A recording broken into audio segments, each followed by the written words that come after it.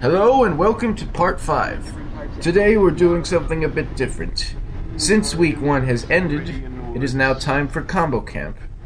During these couple of days in between 2 camp sessions, we do various activities and go on road trips to various destinations like Lettuce Lake Presurve, which is the place that we're at right now. Usually the water here at Lettuce Lake is about 4 feet lower than it really is right now.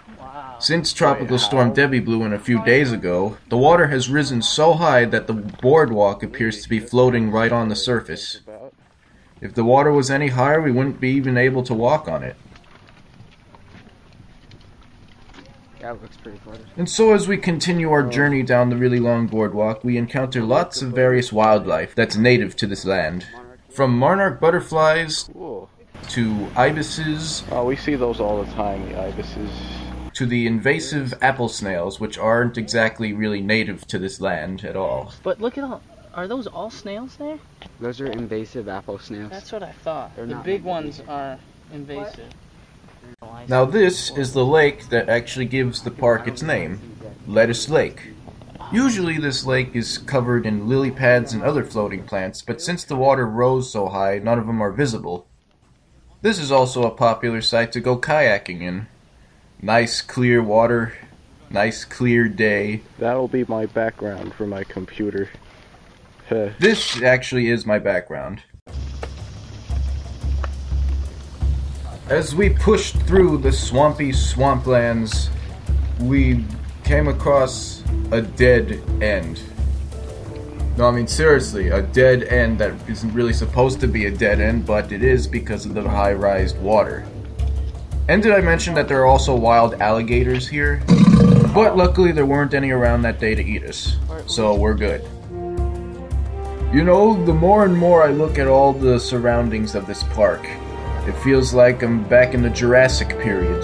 It's like a land lost in time, and you can just picture the brachiosaurs walking in the water over there. Wait, what's this? Oh, it's a turtle sitting on a log. I think it's a red-eared slider to be exact. I think they're native to this place. You know, just thinking about all sorts of dinosaurs within the swamp is sort of making me kind of, I don't know, jittery, I guess.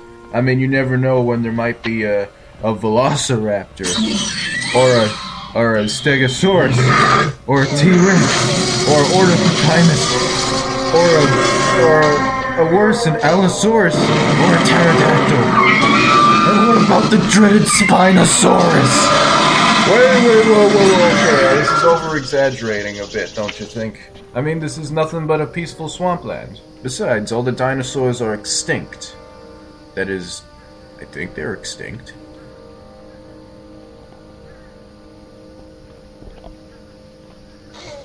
You can see them. They come in this patch of light. You can see them. There was like 5 of them that just came through. I don't know where they all went, but you can see them swimming around. Oh. Yeah, I saw that. Well, I guess that pretty much wraps it up for the first trip to Lettuce Lake. I mean, what else is there to see? A squirrel with his nuts? Yeah, don't touch that squirrel's nuts, or he's gonna bite you. Oh yeah, and Oscar found a little baby frog. And that's pretty cool. Oh, a little baby frog. And I'm gonna return it back to where I got it. Alright. Well, at least we didn't get attacked by any. Oh my god! It's an alligator in my flesh!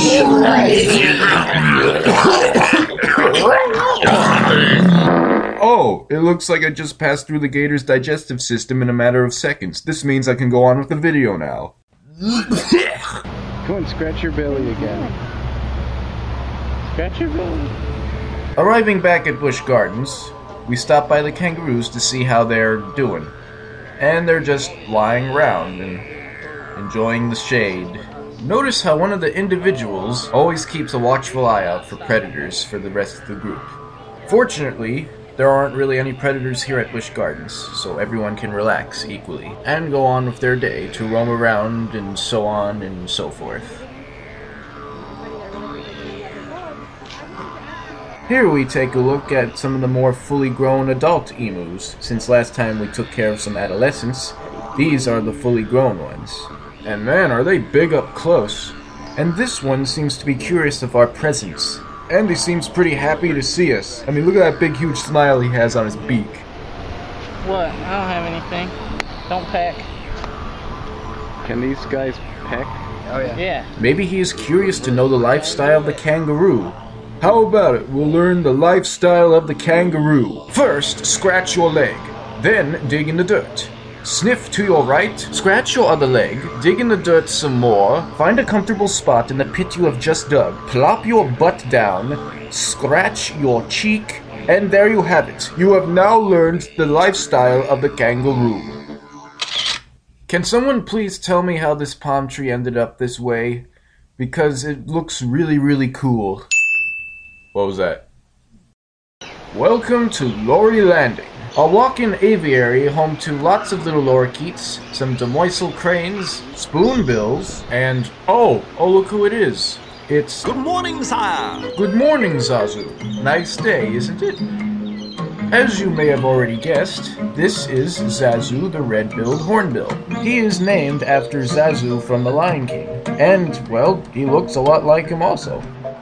As he surveys that bench over there, why don't we try out feeding the lorikeets some nectar? Hold on. Just getting this one other bird. All the birds here at Lory Landing are free to fly around wherever they want.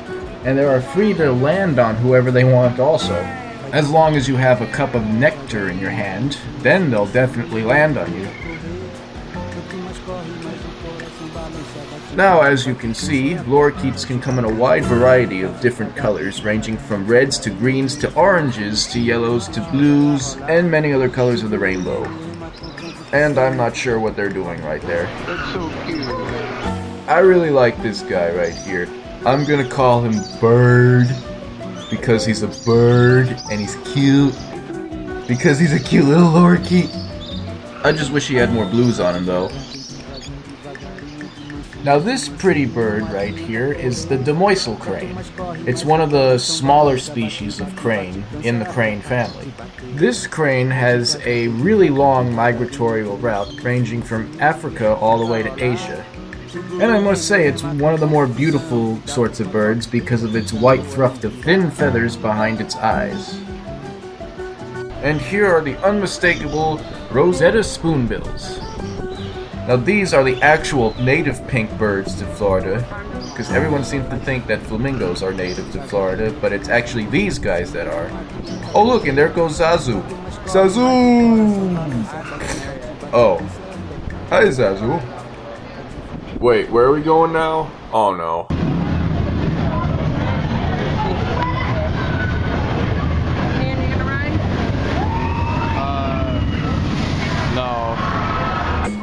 You know, I don't understand what's so fun about being dropped 200 feet and then flipped up in the air upside down and then swung back around again to only to be dropped another 150 feet.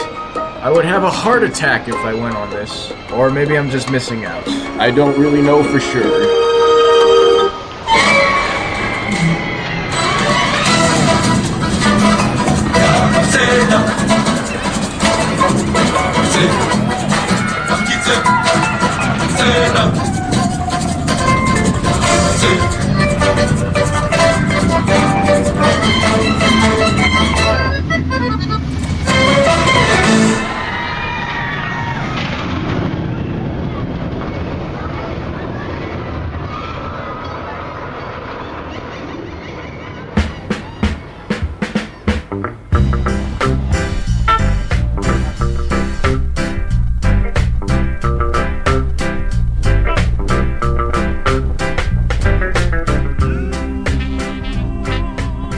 The first trip to Sand Key Beach. I'll never forget the first time we went there. Well, actually, it was a very watery one for that matter. Because before we can even reach the beach, we had to wade through an entire gigantic tide pool created from Debbie earlier in the week. Plus, this water was as hot as a hot tub. Since it wasn't really connected to the Gulf at all, it received no cold water, so it just boiled in the sunlight. But then we eventually did make it to the main body of water, and of course we went in for a dip. I'm in the middle of the Gulf. It was actually really refreshing being in there, besides the threat of marine animals that could harm you, like stingrays and other animals. I hope I don't encounter anything that's gonna eat me. Like sharks. That's all I filmed from Sand Key Beach that day. Sorry. But don't worry, we go 6 more times during the experience. For now it is time to go to the water park known as Adventure Island. Yes, Adventure Island, the water park that's just right next door to Busch Gardens. And here with me are the only 2 other combo campers, which happen to be the only other 2 combo campers for this week. And they are Jace and Laura. So anyway, we now make our way to one of the bigger water slides. But first we have to get through this pathway that is a river in itself and is surrounded by a bunch of waterfalls. And here it is, Barracuda Run. Probably one of my most favorite slides to slide on. Well, it looks like it's my turn, so here I go. Okay.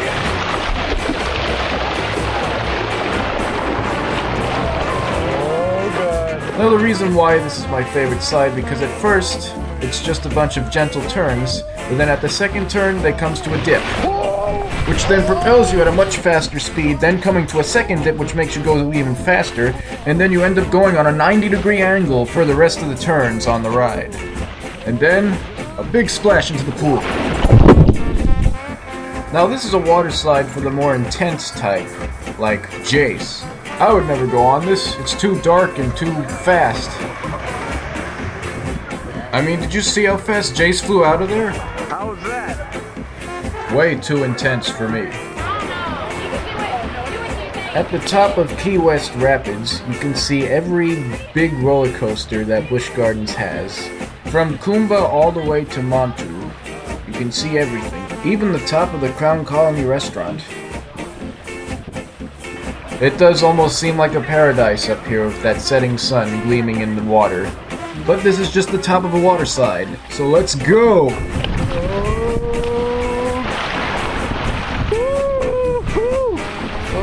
Key West Rapids is actually 3 different water slides connected by 2 pools in the middle of themselves, making one gigantic water slide, which is a lot of fun to ride down.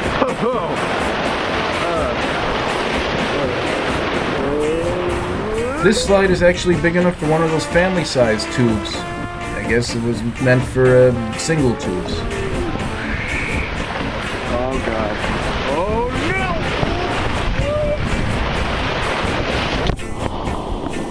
I bet this last drop's gonna be a doozy, right? A doozy indeed, for it goes straight down at a steep slope.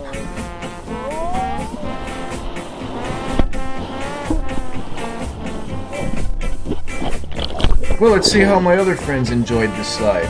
Well, here comes Jace, and he seems pretty satisfied with it.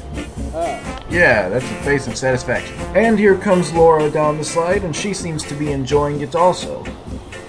Yeah, she really is. Cut back to Lazy River, where Jace decides to steal my tube for no apparent reason. Right from under my butt. Hey! That wasn't funny. Alright, man. There you go. There you go. And now it is time for the wave pool. Another one of my favorites. Because who doesn't like to relax and roll around in some nice waves? I sure do. And Jace sure does. And well, yeah. And it's very splashy and all of sorts. It is also a good place to exercise the muscles and everything like that. So yeah, that's pretty much it. That's the end of the first combo camp. And we did a lot. And so now it is time to head back to shore and back to Mazinga Lodge to get ready for the new week, filled with animal encounters and many more adventures on the way. And so until then, I'll see you in part 6. I'm already up to part 6? Amazing. Yeah, fun.